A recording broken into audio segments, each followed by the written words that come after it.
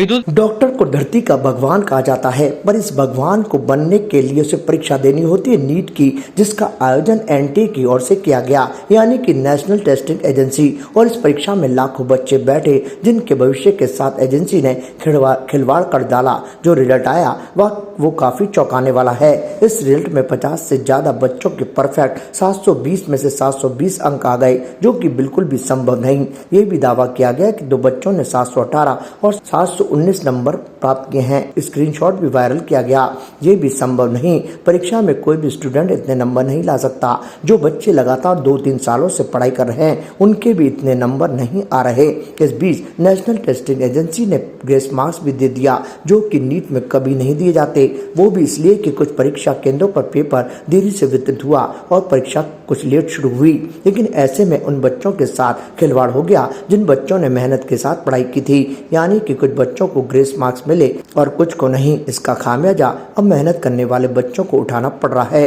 बच्चों के साथ साथ उनके अभिभावक भी परेशान हैं। उनका कहना है कि बच्चे डिप्रेशन का शिकार हो रहे हैं और चाहते हैं कि दोबारा से नीट की परीक्षा का आयोजन हो या फिर पुनः रिजल्ट घोषित किया जाए, जिससे दूध का दूध और पानी का पानी हो जाए। आपको बता दें कि कोटा में डिप्रेशन का शिकार होने के बाद एक छात्रा ने आत्महत्या कर ली। जो नीट का रिजल्ट आया है ना, ये एकदम फ्रॉड रिजल्ट आया है। हमारे बच्चे जो वास्तव में मेहनत कर रहे थे वो तो डिजर्व कर ही नहीं रहे। अब उनको गवर्नमेंट सीट मिलेगी नहीं, क्योंकि जिन भी सेंटर पे टाइम लॉस के कारण नंबर बांटे हैं, तो सर जब टाइम के साथ नंबर ही बांटना तो एग्ज़ाम का कोई मतलब ही नहीं रह जाता है। टाइम को टाइम से मैनेजमेंट करना चाहिए था, या उन सीएस को या उन इन्विजिलेटर्स को पनिशमेंट देना चाहिए था जिन्होंने टाइम लॉस किया बच्चों का। लेकिन सर उसके लिए जो इन्होंने फार्मूला लगाया है, क्लैट का एग्ज़ाम जो कि ऑनलाइन होता है, उस एग्ज़ाम के फार्मूले को इन्होंने नीट के ऑफलाइन एग्ज़ाम पर लागू कर दिया है और उसके हिसाब से बच्चों को 50, 60, 70 तक नंबर बांटे हैं। तो सर वास्तव में जो डिज़र्व कर रहा है वो बच्चा तो पिछड़ गया, उसकी रैंकिंग काफ़ी पीछे चली गई है। यहाँ तक कि 52,000 का जंप लगा है। जैसे मान लीजिए 605 नंबर वाले बच्चे के 22,000 रैंकिंग आ रही थी, अभी उसी बच्चे की 75,000 रैंकिंग आ रही है। सर उसके तो चांस ही खत्म हो गए लाइफ में। 3-3 साल से तो जो बच्चे मेहनत कर रहा है उसको तो कहीं से गवर्नमेंट कॉलेज मिलेगा ही नहीं सर। बच्चे इतने डिप्रेस्ड हो रहे हैं। आपको मैं एक एग्जाम्पल बताऊँ सर, 589 मार्क्स जिस बच्चे के हैं उसकी रैंकिंग बनी है 43,514, ठीक है। जिस बच्चे के 618 नंबर आए उसकी रैंकिंग बनी है 61,014। अब आप देखिए इन नंबरों के बीच में वेरिएशन देखिए और रैंकिंग के बीच वेरिएशन देखिए, कितना ज़्यादा फ्रॉड किया है। वास्तव में जो बच्चे मेहनत कर रहे थे, जब मैनेजमेंट आपको टाइम के साथ ही करना था तो फिर नंबर तो ऐसे ही बट रहे हैं, ज़रूरत ही नहीं थी एग्ज़ाम करवाने की। अब बीच में देखिए आवेदन के बारे में देखिए, आवेदन करने के लिए पीछे रैंकिंग जाएगी, ये ऐसा कहीं भी इन्होंने पहले नहीं कहा था। कहीं भी ऐसे रूल्स में नहीं था कि अगर आवेदन बाद में किया जाएगा, एप्लीकेशन नंबर आपका बाद है तो आपकी रैंकिंग पीछे जाएगी। अब आप क्या चाह रहे हैं कि पूरा सर हम तो रीनीट चाह रहे हैं सर। दूध का दूध पानी का पानी हो जाएगा। यदि इंटेलिजेंट बच्चा है वो चाहे एक बार एग्जाम चाहे दे चाहे 2 बार दे, अगर परीक्षा वापस होनी चाहिए सर परीक्षा वापस होनी चाहिए, रिजल्ट तो अपने आप बन जाएगा।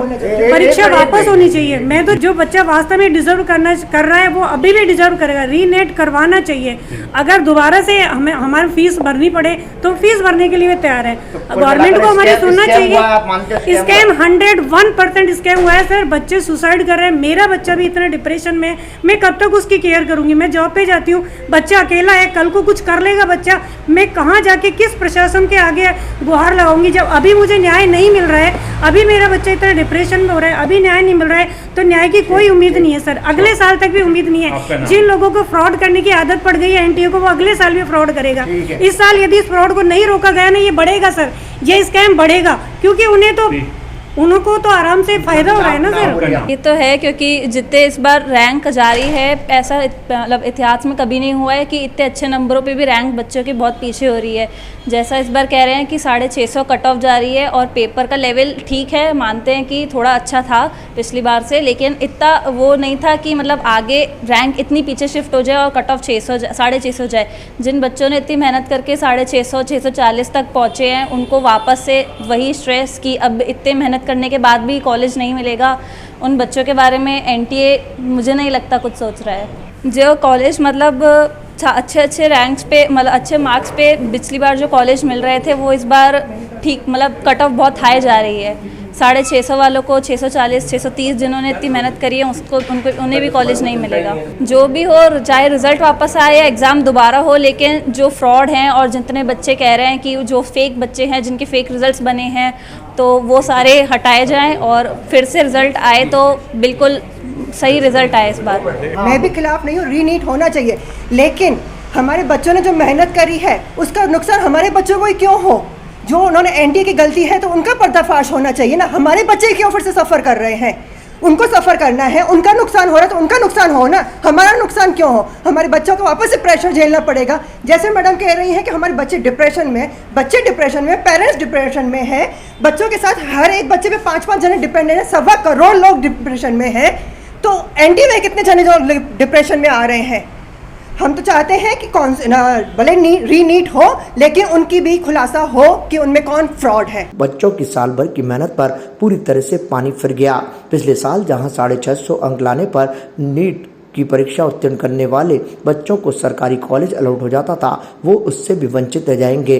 यानी कि इतने अंक लाने के बाद भी उन्हें कोई भी कॉलेज नसीब नहीं होगा, तो फिर उनका परीक्षा में इस तरह से उत्तीर्ण होना और परीक्षा की मेहनत करना सब बेकार है। यहाँ ये भी जानकारी में आया है कि जिस बच्चे ने पहले फार्म भरा उसे उस हिसाब से रैंकिंग दी गई, यानी कि जिसका फार्म पहले आया उससे पहली रैंकिंग और उसके बाद दूसरे फार्म वाले को दूसरी रैंकिंग। और एक कोचिंग सेंटर पर तो एक साथ 7 बच्चे पाए गए जो कि शुरुआत की रैंकिंग में आते हैं। इस बीच हंगामा मचा तो कोलकाता हाई कोर्ट ने नीट यूजी 2024 की काउंसिलिंग पर स्टे लगा दिया। यहाँ गौर करने वाली बात है कि नीट के परिणाम को जारी करने की तिथि यूँ तो 14 जून को निर्धारित की गई थी, लेकिन अचानक 4 जून को उस दिन परिणाम जारी कर दिया गया जिस दिन लोकसभा चुनाव का परिणाम था और सभी राजनेता, मीडिया कर्मी, यहाँ तक के प्रशासनिक अधिकारी चुनाव में बिजी थे, परिणाम घोषित करने में व्यस्त रहे। शायद लगता है कि चोरी को छुपाने के उद्देश्य से रिजल्ट समय से पहले जारी कर दिया गया। और ये भी बात सामने आई है कि नीट के रजिस्ट्रेशन जहां 2 महीने पहले बंद हो जाते हैं उसे 9 और 10 अप्रैल को रीओपन किया गया। कहीं ऐसा तो नहीं कि कुछ खास लोगों को दोबारा फार्म भरवाया गया हो। नीट की परीक्षा 5 मई को आयोजित की गई थी। यदि दोबारा से रिजल्ट जारी नहीं होता और परीक्षा भी नहीं ली जाती तो फिर मेहनत करने वाले लाखों बच्चों के भविष्य के साथ खिलवाड़ होगा और उनका डॉक्टर बनने का सपना अधूरा रह जाएगा। मास्टर एकेडमी के भी कुछ बच्चे परीक्षा में वंचित रहे हैं। इसको लेकर शोक सभा भी आयोजित की गई, टीए की बैठक आयोजित की गई और 2 मिनट का मौन भी रखा गया। ताज़ा खबरों के लिए देखते रहें सरेराह न्यूज। अपना फोन उठाएं और सब्सक्राइब करना ना भूलें।